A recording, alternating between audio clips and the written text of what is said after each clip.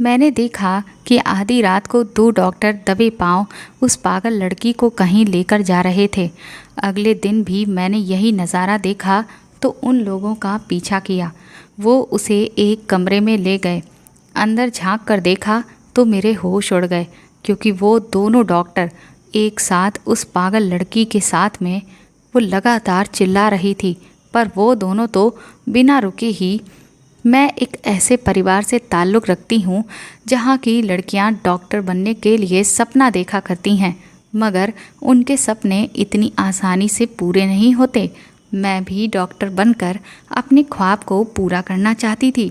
मैं बहुत ही इज़्ज़तदार परिवार की बेटी हूँ। मेरे ख़ानदान में घर से बाहर काम करने वाली लड़कियों को ज़्यादा अहमियत नहीं दी जाती। अगर कोई गरीब हो तो सारे रिश्तेदार उनकी मदद कर दिया करते थे, लेकिन किसी को भी ये हरगिज बर्दाश्त नहीं था कि एक लड़की कमाने के लिए घर से बाहर निकले। इस रिवाज और अजीबो-गरीब सिस्टम को तोड़ने वाले इकलौते इंसान मेरे पिताजी ही थे। सबसे पहले उन्होंने अपनी मर्जी से शादी की। मेरे मामा जी एक बहुत बड़े बिजनेसमैन थे और मेरे पिताजी भी बिजनेस करने के लिए शहर आए थे, जो अपनी पसंद की शादी करने के बाद वहीं शहर में ही शिफ्ट हो गए। फिर जब मैं पैदा हुई तो मेरी माँ की मौत हो गई। मेरे पिताजी और मामा बिजनेस में पार्टनर थे और बहुत अच्छे दोस्त भी थे। मामा जी के देहांत के बाद पिताजी बहुत टूट गए थे। उनको अपना होश भी नहीं रहा था। पिताजी को मेरा ध्यान कभी नहीं आया। मेरे ख़ानदान के लोगों ने ही मेरी परवरिश की। मैं अपने दादाजी के घर में ही रही, इस तंग माहौल में जहाँ सांस लेते हुए भी मुझे घुटन महसूस होती थी। मेरी एक बुआ अब नॉर्मल थी, इसलिए उन्हें कभी कमरे से बाहर नहीं निकाला जाता था। जब मैं बड़ी हुई तो मुझे उनको देखकर बहुत अफसोस होता था और उनसे बहुत हमदर्दी भी थी। सब लोग बुआ को पागल कहा करते थे, मगर मेरे साथ बुआ बहुत खुश रहती थी और हम बहुत सारी बातें करते। मेरे पिताजी महीने में एक बार मुझे अपने साथ शहर लेकर जाते। फिर कुछ समय के बाद उन्होंने दूसरी शादी कर ली। लोगों के लिए ये ताज्जुब की बात होगी, लेकिन मेरी दूसरी माँ बहुत ही ज़्यादा अच्छी थी। शायद इतनी अच्छी थी कि मेरी सगी माँ भी इतनी अच्छी नहीं होती। उन्होंने ही पिताजी से कहा कि हम काजल को अपने साथ ही रख लेते हैं। उस वक्त मैं 14 साल की थी। मेरे ख़ानदान के लोग मेरी शादी करने की बातें कर रहे थे, लेकिन मेरे पिताजी ऐसा नहीं चाहते थे कि मेरी इतनी कम उम्र में शादी हो जाए। मेरे पिताजी मुझे अपने साथ शहर ले गए। मैं शहर आई तो मेरा बस एक ही ख्वाब था कि मुझे पागल लोगों के लिए कुछ करना है। मैं अब नॉर्मल और पागल लोगों का इलाज करना चाहती थी, क्योंकि शुरू से मैंने जो बर्ताव अपनी बुआ के साथ देखा था, उससे मुझे अपने जीवन का ये लक्ष्य मिल गया था। मेरी बुआ पागल भले थी, लेकिन ऐसा नहीं था कि वह किसी को कोई नुकसान पहुंचाती हो। लेकिन इस सब के बावजूद भी लोग उन्हें पागल पागल कहकर ही पुकारते थे और उनका बहुत मजाक बनाते थे। उनकी भावनाओं को कोई नहीं समझता था। इससे मुझे यही लगा कि अगर मेरी बुआ बिल्कुल ठीक होती तो सभी लोग उनकी कदर करते, उनकी इच्छाओं को समझते। लेकिन उस वक्त मैं छोटी थी और मैं उनके लिए कुछ भी नहीं कर पा रही थी।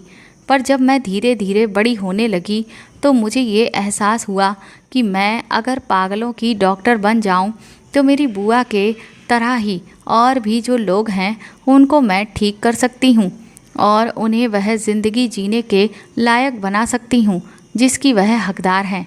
मेरे ख़ानदान के लोगों को इस बारे में जब पता चला तो क़यामत ही आ गई थी। मेरी दादी तो बहुत ही गुस्से में आ गई थी और मेरे ताऊ जी तो रिश्तेदारी ख़त्म करने पर ही उतर आए थे। मगर मेरे पिताजी ने ठान लिया था कि वो मेरे ख़ानदान वालों की बातों पर नहीं जाएंगे। मेरे पिता मेरे सारे सपने पूरे करना चाहते थे।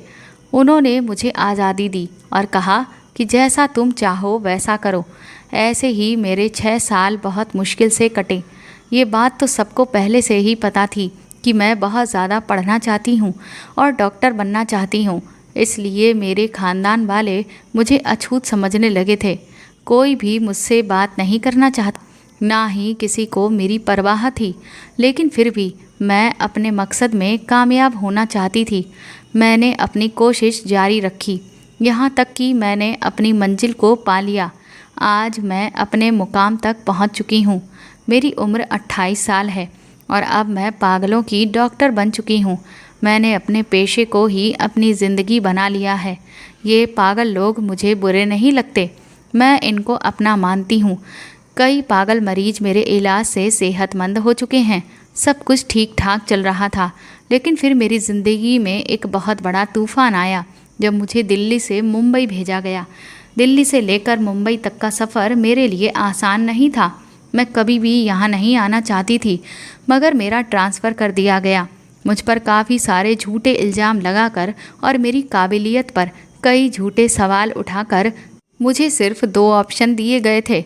अस्पताल के डॉक्टर ने मुझे चुनने के लिए कहा कि डॉक्टर काजल, आपके पास सिर्फ 2 ही रास्ते हैं।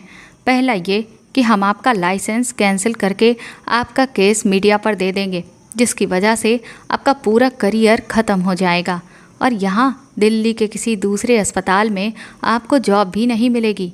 दूसरा रास्ता ये है कि आपका ट्रांसफ़र कर दिया जाए, जिससे आपकी इज्जत भी बच जाएगी और हमारे अस्पताल का नाम भी बदनाम नहीं होगा।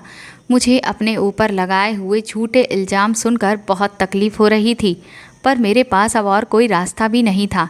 इसलिए मैंने ट्रांसफ़र वाला ऑप्शन चूज़ किया, क्योंकि मेरे पास अपनी बेगुनाही को साबित करने के लिए कोई भी सबूत नहीं था। मजबूरन मुझे मुंबई के अस्पताल में आना पड़ा। यहाँ आने से पहले ही मैं यहाँ की काफ़ी कहानियाँ सुन चुकी थी। यहाँ आने से बेहतर डॉक्टर ये समझते थे कि अपनी नौकरी ही छोड़ दें, क्योंकि यहाँ का माहौल बहुत ही ख़राब था। और दूसरी बात ये थी कि यहाँ सबसे खतरनाक पागलों को रखा जाता था। मैं पहले जिस पागल खाने में नौकरी करती थी, वहाँ पर वो मरीज आते थे जिनका इलाज पॉसिबल होता था, लेकिन मुंबई के अस्पताल में तो सुना था कि यहाँ लाइलाज मरीजों को रखा जाता है, जिसका कोई इलाज नहीं होता। वहाँ जाने से पहले ही वहाँ की कहानी मुझ तक पहुँच चुकी थी। जिसने भी इस अस्पताल के बारे में सुना, मुझे वहाँ जाने से रोकना चाहा। मुझे बहुत मना किया, मगर मैं भी मजबूर थी। अगर मैं वहाँ नहीं जाती तो मैं सबके सामने जलील हो जाती। मुझ पर लगाए गए झूठे आरोप सारी दुनिया के आगे पेश कर दिए जाते। फिर मैं बेगुनाह होते हुए भी गुनहगार साबित कर दी जाती। इससे बेहतर तो यही था कि मैं मुंबई के अस्पताल में ही ट्रांसफ़र हो जाती। इसलिए मैं मुंबई आने के लिए राज़ी हो गई थी। शाम के वक्त तक मैं हॉस्पिटल पहुंच चुकी थी। उस वक्त शाम के तकरीबन 5 बज रहे थे। यहाँ का माहौल तो मैंने आते ही देख लिया था। जब मैंने वहाँ पर एंट्री की, तब भी एक पागल लड़की ने मुझ पर हमला करने की कोशिश की थी। मैं उसी वक्त समझ गई थी कि मेरे दिन यहाँ बहुत मुश्किल से गुजरने वाले हैं। मैंने जाते ही अपना चार्ज संभाल लिया।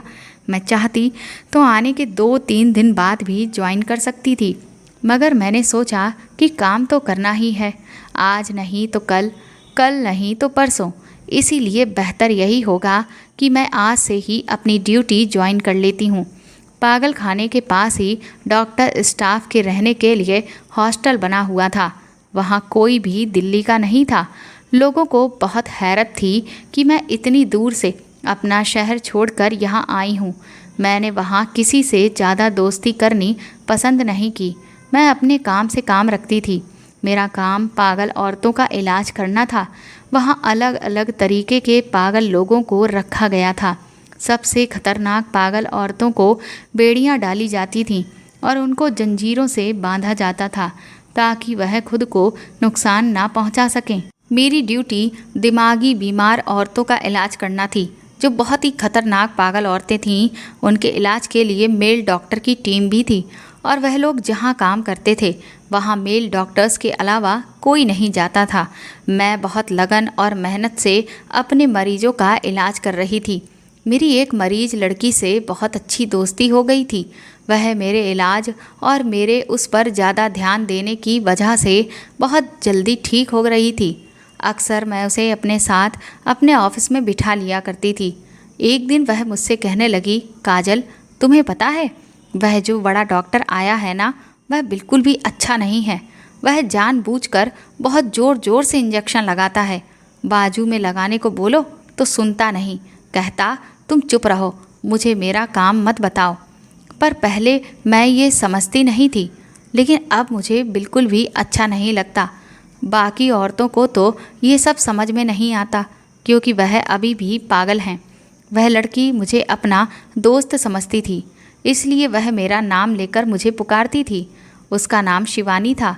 मैंने उससे पूछा कि कौन सा बड़ा डॉक्टर, तो वह कहने लगी, वह रोज़ मेरी दोस्त को रात में कहीं लेकर जाता है।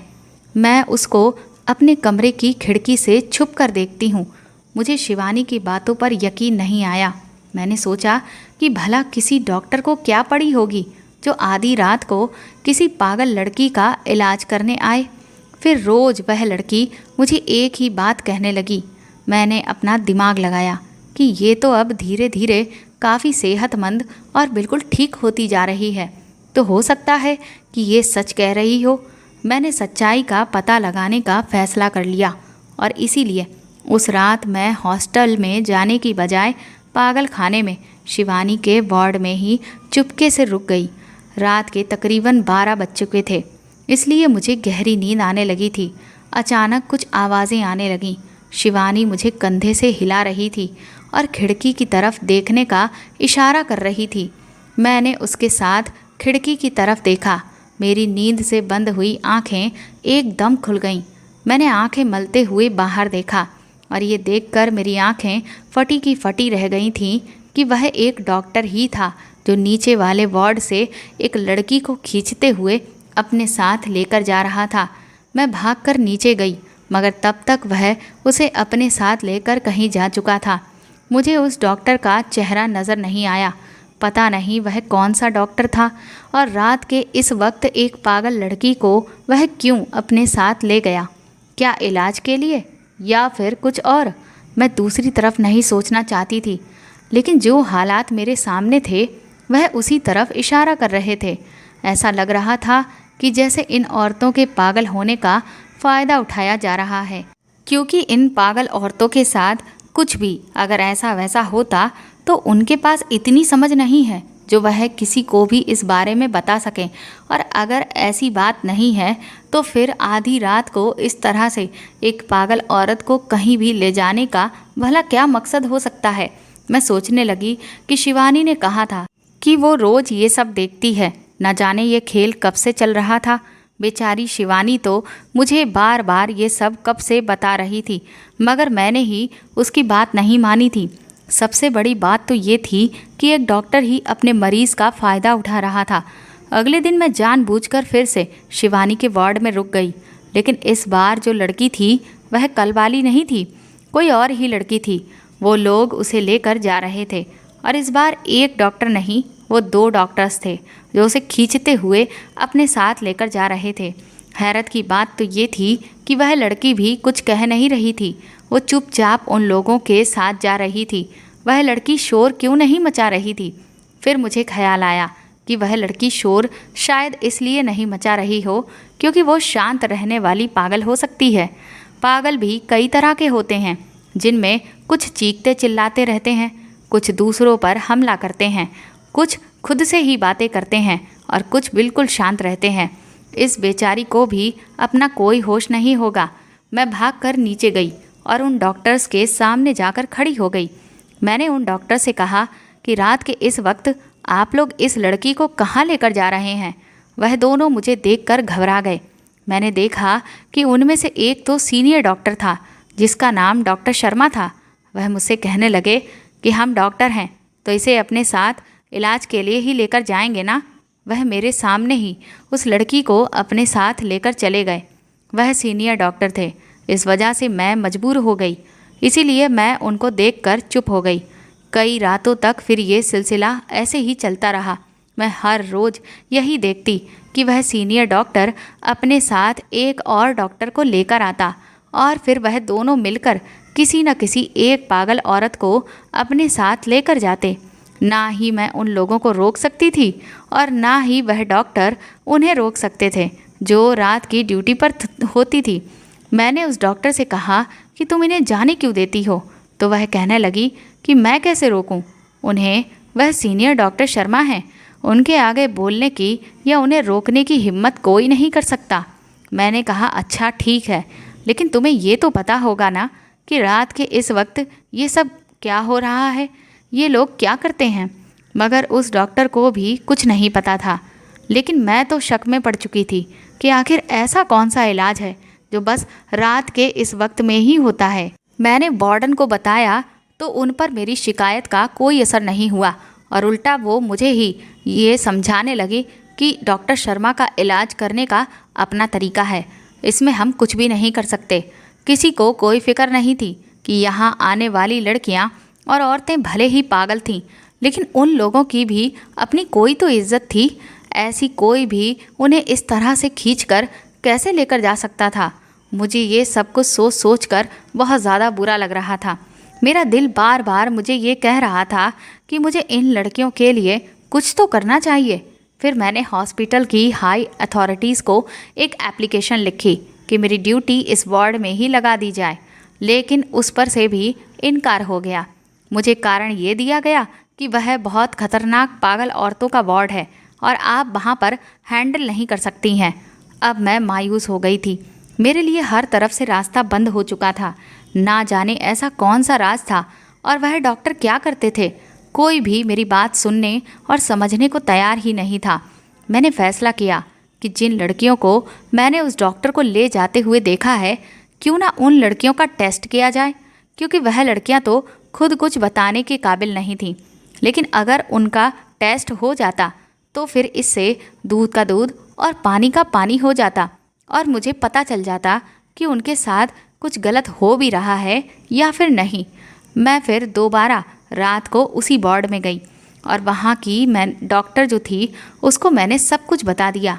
वो डॉक्टर कहने लगी कि तुम उन बड़े लोगों से इन पागल लड़कियों की खातिर क्यों पंगा मोल ले रही हो। मैंने कहा कि मैं पागलों की डॉक्टर हूँ तो फिर मैं उन्हीं के बारे में सोचूंगी ना। फिर मैंने लड़कियों का टेस्ट करने के लिए उनको अपने रूम में बुलाया। उन लड़कियों की हालत मुझे ख़राब लग रही थी। वो ठीक से चल भी नहीं पा रही थी, जिसकी वजह से मेरा शक और भी ज़्यादा इस तरफ इशारा करने लगा, जो बात अभी तक मेरे मन में बार बार आ रही थी। मैंने सोचा कि मैं इनकी अच्छे से जांच पड़ताल करती हूँ और फिर मैंने जैसे ही उनके निचले हिस्से के कपड़े को हटाया तो मेरे पैरों तले से ज़मीन निकल गई, क्योंकि उस लड़की के साथ तो मैंने उसके कपड़ों पर खून के धब्बे देखे। ये सब देखकर मेरा तो सर चकराने लगा था। मुझे समझ नहीं आ रहा था कि आखिर ये सब वह लोग क्यों कर रहे हैं। मैंने तुरंत ही इससे पहले और जो दूसरी लड़कियों को डॉक्टर शर्मा अपने साथ लेकर गए थे उन्हें भी बुला लिया और जब उन सारी लड़कियों की जांच पड़ताल मैंने की तो वह स्थिति मुझे उनकी भी देखने को मिली जो बाकी लड़कियों की थी। मैं ये सब देखकर बुरी तरह से चौंक गई थी। आखिर डॉक्टर शर्मा ये किस किस्म का इलाज कर रहे हैं। मैंने तुरंत ही उन सभी लड़कियों के टेस्ट के नमूने लिए और उनको लैब में जांच के लिए भेज दिया। अगले दिन मुझे रिपोर्ट मिलने वाली थी और जब मैं रिपोर्ट लेने के लिए लैब में पहुंची तो मेरे पैरों तले से ज़मीन निकल गई थी, क्योंकि वह सारी रिपोर्ट्स जल चुकी थी, जिसका कारण ये बताया गया कि जिस जगह पर रिपोर्ट्स को रखा गया था वहाँ शॉर्ट सर्किट की वजह से आग लग गई थी और इसीलिए काफ़ी सारे कागज़ जल गए, जिसमें वह रिपोर्ट्स भी जल गईं। मैं अच्छे से जानती थी कि ये सब कुछ जानबूझकर किया गया है। इसका मतलब ये साफ था कि डॉक्टर शर्मा को इस बात का पता चल गया था कि उन लड़कियों के टेस्ट के नमूने भेजे गए हैं।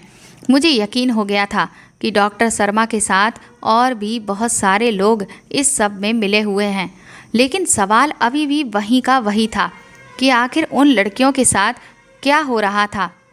जो मुझे दिखाई दे रहा था क्या वही हो रहा था? लेकिन इस सब को साबित करने के लिए मुझे इन रिपोर्ट्स की सख्त ज़रूरत थी, लेकिन वह तो ख़त्म हो गई थी। मैं तो चकरा कर के ही रह गई थी। आखिर डॉक्टर शर्मा और उनकी टीम उन मासूम लड़कियों के साथ कैसा जुल्म कर रहे थे। मैंने सोचा कि मैं उन लड़कियों की हालत के बारे में अस्पताल के और जो सीनियर्स हैं उनके पास जाकर डॉक्टर शर्मा की सारी सच्चाई बताती हूँ कि वह इन बेचारी लड़कियों के साथ कितना बड़ा जुल्म कर रहे हैं। मैं पूरे जोश और उम्मीद के साथ वहाँ से निकल गई, लेकिन फिर आधे रास्ते में ही मैं रुक गई और मुझे ये ख्याल आया कि अगर उन्होंने मेरी बात पर यकीन करने से इनकार कर दिया और मुझसे सबूत मांग लिया, तब मैं क्या करूँगी। इसलिए मुझे सबसे पहले यही मालूम करना होगा कि आखिर इन सब लड़कियों के साथ क्या हो रहा है और उसके पीछे डॉक्टर शर्मा का क्या मकसद है। ये सब सोच के मैं चुप रह गई। अब मुझे कुछ भी करके इस सब के बारे में मालूम करना था। मुझे ये साफ महसूस हो रहा था कि इस अस्पताल का हद से ज़्यादा स्टाफ इस सब के बारे में ज़रूर जानता है। ऐसा मुझे इसलिए लग रहा था क्योंकि जब टेस्ट की रिपोर्ट्स को इस तरह से ख़त्म किया गया तो उससे ये साफ जाहिर था कि सभी लोग मुझे रोकने की बहुत कोशिश कर रहे थे ताकि मैं किसी भी तरह से इस मामले से दूर रहूं। बल्कि कुछ लोग तो मुझे सामने से आकर समझाने की कोशिश भी कर रहे थे कि वह बड़े डॉक्टर हैं और यहाँ काफ़ी सालों से काम कर रहे हैं। उन लोगों से टक्कर लेने का मतलब है कि इस अस्पताल से अपनी नौकरी से हाथ धो लेना। कई लोग तो इसी सब की वजह से अपना मुंह खोलने के लिए तैयार ही नहीं थे। मैं अब ये तो समझ चुकी थी कि मुझे जो भी करना है वो अब खुद ही करना होगा। अगले दिन अस्पताल में एक नई लड़की को लाया गया और उस लड़की को देखकर मेरे होश उड़ गए क्योंकि उस लड़की को मैं जानती थी और बहुत ही अच्छे से जानती थी। उस लड़की को देखकर मुझे मेरे अतीत का सब कुछ याद आने लगा। वह लड़की एक न्यूज़ रिपोर्टर थी जो पहले मेरा इंटरव्यू ले चुकी थी। उस लड़की को मैं अपनी कहानी सुना चुकी थी। ये उस वक्त की बात है जब मैं दिल्ली के अस्पताल में काम कर रही थी। उस रिपोर्टर लड़की के जाने के बाद मैंने अपने आज के काम का जायज़ा लिया। मुझे राउंड पर भी जाना था। मैं जैसे ही अपने कमरे से बाहर निकली तो वही रिपोर्टर मुझे सामने से आती हुई दिखाई दी। फिर वो मुझसे कहने लगी कि मुझे आपसे कुछ ज़रूरी बात करनी है। मैंने कहा, हाँ बोलो, क्या बात है। उसने पीछे मुड़कर देखा और कहने लगी, यहाँ नहीं और कहीं बात करते हैं, या एक काम करिए, आप मुझे अपना फ़ोन नंबर दे दीजिए, मैं आपसे फ़ोन पर बात कर लूँगी। उसका अंदाज़ देखकर मैं कुछ चौंक सी गई थी और उसे अपना फ़ोन नंबर मैंने दे दिया। वह लड़की मुझे थैंक यू कहकर भाग गई। मुझे अभी दिल्ली के अस्पताल में आए ज़्यादा दिन नहीं हुए थे और मेरी लगन और काबिलियत के बिना पर जल्द ही मुझे अस्पताल का इंचार्ज भी बना दिया गया था। मैं काफ़ी दिनों से इस बात को नोट कर रही थी कि इस अस्पताल में कुछ तो गलत ज़रूर हो रहा है और मेरा शक मुझे बार बार इशारे दे रहा था कि मेरे खिलाफ कुछ खिचड़ी पक रही है। जब कोई ऊंचे दर्जे पर पहुंच जाए तब उसे नीचे खींचने वाले हाथों की भी कमी नहीं होती। मुंह पर तो सब मेरे थे मगर पीठ पीछे कुछ और ही हो रहा था। लेकिन मैं कुछ नहीं कर सकती थी। मैं नहीं जानती थी कि मेरे खिलाफ क्या साजिश रची जा रही है। होश तो मुझे तब आया जब पानी सर से ऊपर हो गया। मेरे खिलाफ संगीन करप्शन के इल्ज़ाम लगाए गए क्योंकि अस्पताल की सारी जिम्मेदारी मुझ पर थी। इसीलिए मुझे बहुत सोच समझकर फंसाया गया था। कुछ दिनों पहले ही अस्पताल की तरफ से अनाथ आश्रम के बच्चों के लिए डोनेशन किया गया था और इस पर मेरे सिग्नेचर थे। मुझे खुद ही मेल करके ये कहा गया था कि मैं इतनी रकम डोनेट करूं, लेकिन बाद में पता चला कि वह तो एक फेक अकाउंट था जिससे मेल आया था और इस सारे वाक्य को मिर्च मसाला लगाकर इस रिपोर्टर लड़की ने पेश किया था। मुझे उससे ये उम्मीद नहीं थी। कहाँ तो वह लड़की मेरा पर्सनल इंटरव्यू लेने आई थी और अब उसने मेरे बारे में टीवी पर ना जाने कैसी कैसी न्यूज़ ब्रेक कर दी थी। इस लड़की ने दिल्ली में भी मुझे फंसाने की कोशिश की थी जिसकी वजह से मेरा मुंबई में ट्रांसफ़र हुआ था। ये लड़की यहाँ भी मेरे साथ क्या ऐसा ही करने आई थी? मैं अपनी बर्बादी का जिम्मेदार उस लड़की को ही ठहराती थी। उसी लड़की की वजह से तो मैं यहाँ पर आई थी। ये लड़की यहाँ क्या कर रही थी और उसको कौन यहाँ एडमिट करवा कर चला गया था? क्या ये सच में पागल थी? 3 महीने पहले की ही बात थी जब ये लड़की मेरा इंटरव्यू लेने आई थी। लेकिन उस वक्त तो ये लड़की बिल्कुल ठीक थी और मेरे खिलाफ साजिश करने वाले लोगों का साथ भी दे रही थी। मगर अब बीमार होकर वह लड़की यहाँ अस्पताल में एडमिट थी। मैं उसके पास गई तो वह मुझे खोई खोई नज़र से देख रही थी, जैसे मुझे पहचानने की कोशिश कर रही हो। मैंने ध्यान से उस लड़की की तरफ देखा। उसके शरीर पर चोटों के काफ़ी निशान थे। ऐसा लग रहा था जैसे उस लड़की को करंट दिया गया है। उसकी वजह से उसकी ऐसी हालत खराब हो गई थी। जो भी था, मगर इस लड़की ने मेरे साथ बहुत बुरा किया था, मगर बदला लेने के लिए मैं उसके साथ बुरा नहीं कर सकती थी। मैंने उसका इलाज करना शुरू कर दिया और साथ ही साथ मैं इस कोशिश में लगी हुई थी कि डॉक्टर शर्मा के राज तक भी पहुंच जाऊं, मगर अभी तक मुझे कोई कामयाबी नहीं मिल पा रही थी। वह बहुत चालाक इंसान था। मेल वार्ड में फीमेल डॉक्टर का जाना मना था, क्योंकि वहाँ मर्द डॉक्टर ही काफ़ी होते थे। मैंने बहुत बार देखा था कि वह लड़कियों को मर्दों वाली साइड पर ले जाते थे। मैं इंतज़ार में थी कि अब कब वह अगला शिकार करेंगे, लेकिन अब डॉक्टर शर्मा को मुझ पर शक हो चुका था कि मैं उनकी जासूसी कर रही हूँ। डॉक्टर शर्मा मेरे पास आए। उन्होंने मुझसे कहा कि मैं अपने काम से काम रखूं। अगर मैंने इधर उधर ताका झाकी करने की कोशिश की तो मेरे साथ फिर अच्छा नहीं होगा। डॉक्टर शर्मा के जाने के बाद मैं काफ़ी देर तक अपनी सांसों को काबू में करती रही थी, लेकिन मैं उनको जवाब देना चाहती थी, मगर मेरी आवाज़ मेरे हलक में से बाहर ही नहीं निकली। इस वक्त मुझे खुद पर बहुत ज़्यादा गुस्सा आया कि मुझे उनके सामने इतना कमज़ोर नहीं बनना चाहिए था। मैंने देखा कि वह न्यूज़ रिपोर्टर रूबी बहुत बुरी तरह से डरी हुई थी। मैंने उससे पूछा कि क्या हुआ, तो वह कहने लगी, वह गंदा आदमी है जो पता नहीं अब कहाँ चला गया। वह डॉक्टर शर्मा की बात कर रही थी। मैंने उसे दोपहर की गोली खुद अपने हाथों से खिलाई। मेरा इरादा ये था कि मैं जल्द से जल्द उसे बिल्कुल ठीक कर दूं, ताकि मैं उससे पूछ सकूं कि वह यहाँ तक कैसे पहुँची और वह यहाँ क्या करने आई थी और उसे यहाँ इस पागल खाने में कौन छोड़कर गया था। और सबसे बड़ी बात कि एक अच्छी खासी इंटेलिजेंट लड़की को दिमागी मरीज बना दिया गया। आखिर ऐसा किसने किया? ये भी एक बहुत बड़ी उलझन की बात थी। रूबी को यहाँ तक छोड़कर जो भी गया था, मुझे यकीन था कि उसी ने रूबी की ऐसी हालत की थी। मैंने रजिस्टर चेक किया तो देखा कि रिश्तेदार वाली जगह पर मित्र लिखा हुआ था, यानी उसका कोई दोस्त उसे यहाँ छोड़कर गया था। रूबी की दिमागी हालत धीरे धीरे अब ठीक होने लगी थी। इलाज चलते रहने की वजह से वह पहले से काफ़ी ज़्यादा ठीक हो गई थी, मगर जब तक वह पूरी तरह से ठीक नहीं हो जाती तब तक कोई फ़ायदा नहीं था। मैंने पूरे महीने रूबी पर खूब मेहनत की और आज वह दिन भी आ चुका था जिस दिन रूबी पूरी तरह से ठीक हो गई। मैंने रूबी से पूछा कि तुम यहाँ पर कैसे आई, तो वह कहने लगी कि मैंने आपके साथ बहुत बुरा किया था, इसलिए मुझे मेरे किए की सज़ा मिल गई।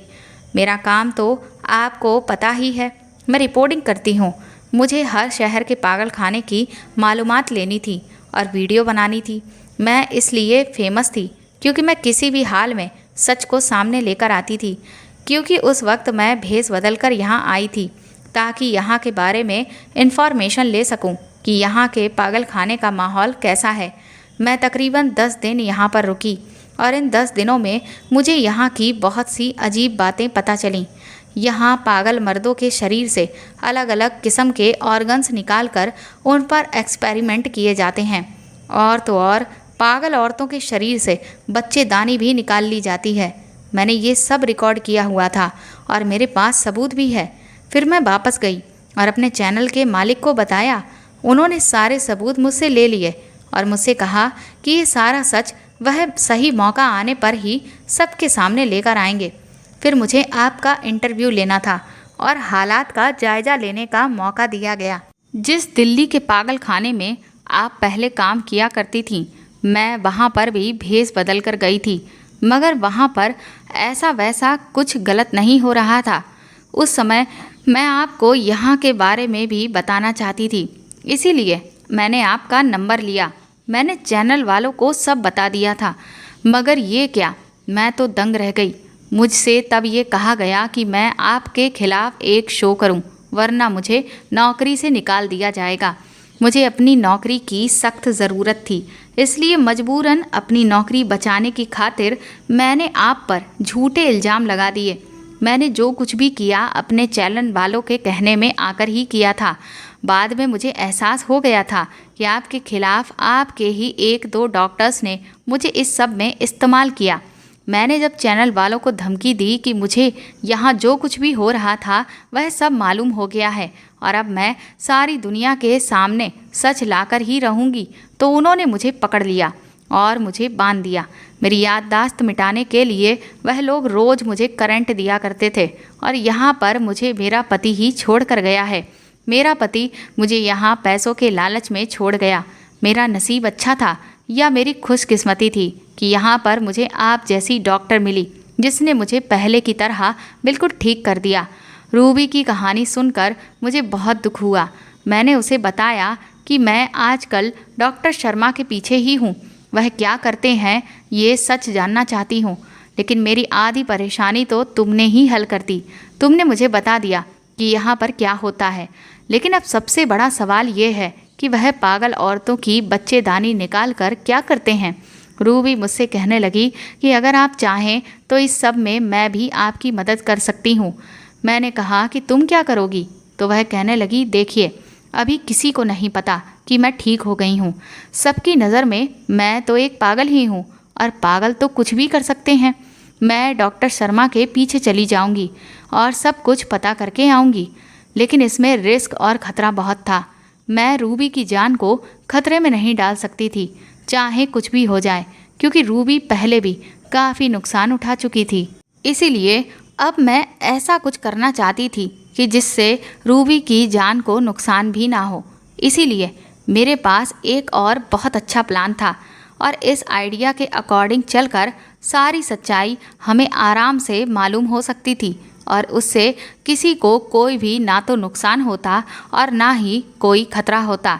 मैं अगले दिन मार्केट गई और मैंने एक बटन वाला कैमरा खरीदा और वह कैमरा लेकर मैंने रूबी को दे दिया और उसे उस वार्ड में भेज दिया जहां डॉक्टर शर्मा को राउंड लगाना था। वह भी बहुत खूबसूरत और जवान लड़की थी। मुझे पूरी उम्मीद थी कि वह रूबी की तरफ ज़रूर ध्यान देंगे। जैसे ही रात हुई मैंने देखा कि डॉक्टर शर्मा अपने साथ दूसरे डॉक्टर के वार्ड में चले गए। थोड़ी देर बाद जब वह बाहर निकले तो उनके साथ रूबी थी। मेरा यकीन सच में बदल गया था।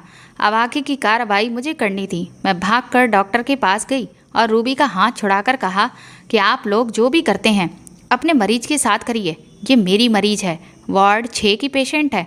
आप लोग अब इसको अपना शिकार नहीं बना सकते। मेरे इस तरह बोलने पर डॉक्टर शर्मा का चेहरा गुस्से से लाल हो गया। वह दोनों खाली हाथ वहाँ से गए थे। मैंने रूबी से पूछा, काम हो गया? उसने कहा, हाँ जी हो गया। मैंने दोनों डॉक्टरों के कोट की जेब पर रूबी से कैमरा फिट करवा दिया था। मैंने रूबी को शाबाशी दी और हम दोनों फिर मेरे ऑफिस में आकर बैठ गए और मोबाइल पर लाइव वीडियो देखने लगे कि अब डॉक्टर शर्मा क्या कर रहे हैं। डॉक्टर शर्मा ने अपने स्पेशल रूम में जाते ही झटके से टेबल पर हाथ मारा और दूसरे डॉक्टर से कहा कि वह डॉक्टर इतने दिनों से हमारा रास्ता रोक रही है, उसका कुछ तो करना ही होगा। इससे पहले कि वह हमारी असलियत तक पहुँचे, हमें उसको अपने रास्ते से हटाना होगा। मैं अपने बारे में ये प्लानिंग सुनकर हंस पड़ी। अभी उनको मेरे बारे में पता नहीं था। उसी वक्त एक और डॉक्टर कमरे में आए। उसके साथ एक बेहोश लड़की थी जिसे उन्होंने टेबल पर लिटा दिया। आज शायद वह इस बेचारी की बच्चेदानी निकालने वाले थे। मेरा दिल तो चाहा कि मैं भागकर उसके पास जाऊं और उस लड़की को बचा लूं, मगर सबूत बनाने के लिए ये ज़रूरी था कि मैं चुपचाप ये रिकॉर्डिंग होने दूं। उन्होंने उस लड़की के शरीर से बच्चेदानी निकालकर एक प्लास्टिक की थैली में डालकर उसे पैक कर लिया। उसके बाद उसके शरीर पर टाँके लगा दिए और लड़की को वहाँ से भेज दिया। ये सब मेरे पास रिकॉर्ड हो चुका था और ये सबूत इस डॉक्टर शर्मा को जेल भिजवाने के लिए काफ़ी था। बाकी की बातें तो अरेस्ट होने के बाद वह खुद ही पुलिस को बता देगा। मैंने अगले दिन सारे सबूत पुलिस को देने की बजाय सोशल मीडिया पर अपलोड कर दिए, क्योंकि पुलिस के पास जाने से पहले मेरे दिमाग में ये ख्याल आ गया था कि अगर पुलिस भी इन लोगों के साथ में मिली हुई होगी फिर, और उन लोगों ने भी मेरे ये सारे सबूत अगर जाया कर दिए तो फिर क्या होगा। इसीलिए मैंने सोशल मीडिया पर सारे सबूत डाल दिए और बस फिर तो एक तूफान सा आ गया था। पुलिस पर दबाव बढ़ने लगा था और आखिरकार पुलिस को इन सब डॉक्टर्स को गिरफ्तार करना ही पड़ा। डॉक्टर शर्मा ने पुलिस को जो बयान दिए थे वो सबको हिला देने के लिए काफ़ी थे। दरअसल वह एक एक्सपेरिमेंट करना चाह रहे थे। वह ट्रांसजेंडर के अंदर बच्चेदानी प्लांट करके बच्चों की पैदाइश करवाने के तरीकों पर रिसर्च कर रहा था। उसने काफ़ी ट्रांसजेंडर्स के अंदर उन लड़कियों से निकाली गई बच्चेदानी प्लांट की थी और आर्टिफिशियल बर्थ के तरीके को ईजाद करना चाहा था। उसके अलावा जो औरत बांझ होती है या किसी भी वजह से अपनी बच्चेदानी को खो देती थी, ये उन औरतों से भारी रकम लेकर ऑपरेशन करके उनके शरीर में बच्चेदानी प्लांट कर देते थे। अभी इन सब चीज़ों पर रिसर्च चल ही रही थी कि वह सब मेरी नज़रों में आ गए। मैं उनके पीछे पड़ गई और सारी कहानी जानने की खातिर उनको ट्रैक किया। इसके अलावा रूबी ने जो सबूत कुछ महीने पहले इकट्ठे किए थे उसने वह भी सोशल मीडिया पर डाल दिए। साथ ही अपने चैनल वालों पर भी मुकदमा कर दिया। उन डॉक्टर्स को अदालत में पेश किया गया और सबूतों के बिना पर उसका लाइसेंस कैंसिल कर दिया गया। रूबी ने अदालत में गवाही देकर ये भी बता दिया कि उसने अपने चैनल वालों के दबाव में आकर मुझ पर झूठे इल्ज़ाम लगाए थे। मेरी सच्चाई पता चलने पर दिल्ली में मुझे दोबारा अपना चार्ज संभालने का ऑफ़र दिया गया, मगर अब मैं यहीं रहना चाहती थी क्योंकि अब मैं यहाँ का माहौल ख़राब होने नहीं दे सकती थी और माहौल को ठीक रखने के लिए यहाँ मुझ जैसी डॉक्टर की काफ़ी ज़रूरत थी। मैं यहाँ पर काफ़ी लगन और मेहनत से काम करती हूँ। ज़्यादा से ज़्यादा पागलों को ठीक करने की कोशिश करती हूँ ताकि वह भी हम लोगों के जैसी ज़िंदगी जी सकें। तो दोस्तों, आपको ये कहानी कैसी लगी हमें कमेंट करके ज़रूर बताएं और प्लीज़ इस कहानी को ज़्यादा से ज़्यादा शेयर और लाइक करके मेरे चैनल को सपोर्ट करें। साथ ही अगर आप चाहें तो मुझे सुपर थैंक्स भी खरीद कर दे सकते हैं। सुपर थैंक्स का ऑप्शन आपको इस वीडियो के नीचे दिए हुए सभी ऑप्शंस में दिख जाएगा, जो कि हार्ट शेप में बने हुए डॉलर के साइन के तौर पर है। और अगर आप मेरे चैनल पर नए हैं तो सब्सक्राइब करके बेल आइकन को ज़रूर दबा दीजिएगा ताकि आगे भी मैं आपको ऐसी ही अच्छी कहानियाँ सुनाती रहूँ। Thank you.